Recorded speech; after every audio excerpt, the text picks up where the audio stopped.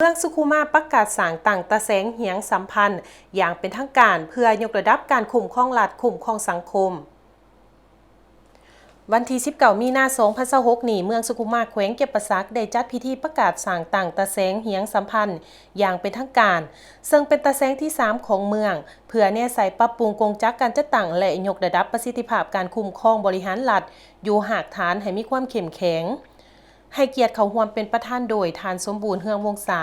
คณะประจำผักแขวงรองประธานคณะกรรมการปกครองแขวงผู้สีน้ำเวียกงานหอบด่านเมืองสุขุมาทานคำไต่แก้วประเสริฐกรรมการผักแขวงเลขาคณะบริหารงานผักเมืองสุขุมาคณะผักเมืององค์การปกครองบ้านและพ่อแม่ประชาชนเข้าร่วมในพิธีทานพรพิรุณนรศิลป์รองเลขาผักเมืองประธานคณะกรรมการปกครองเมืองได้รายงานให้หูว่าการสร้างตั้งตะแสงในครั้งนี้แม่นปฏิบัติตามรัฐธรรมนูญและกฎหมายว่าด้วยการปกครองท้องถิ่นฉบับปรับปรุงปี 2025 ที่กำหนดให้มีการปกครอง3ขั้นแขวงเมืองและตะแสงสำหรับตะแสงเหียงสัมพันธ์มีสำนักงานตั้งอยู่บ้านเหียงมีเนื้อที่ทั้งหมด 44,571 เฮกตาร์ประกอบมี9บ้านที่ขึ้นกับคือบ้านเฮียงบ้านโน่นแดงเหนือบ้านห้วยเพิงบ้านปากสร้างบ้านโน่นย่างบ้านน้องบัวโงะบ้านโคกสว่างบ้านทาหลวงและบ้านโคกกองมีพลเมืองทั้งหมด 13,488 คนยิ่ง 6,478 คน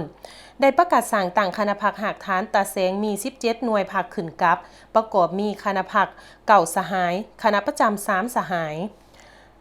ด้านกงจักบริหารมีหน่วยงานวิชาเฉพาะคือบริหารปกครองเศรษฐกิจการเงินวัฒนธรรมสังคม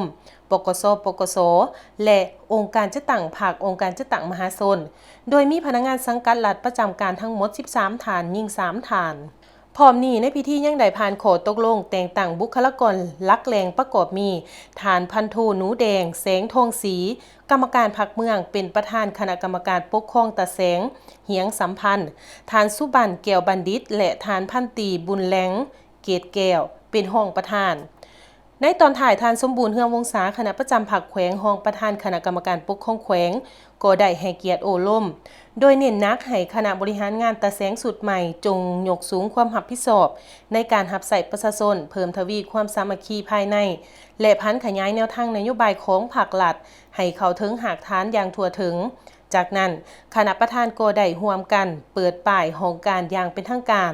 และลันของ9 บาทเพื่อเป็นสิริมงคลในการเริ่มต้นปฏิบัติเวียกงานของตะแสงเหียงสัมพันธ์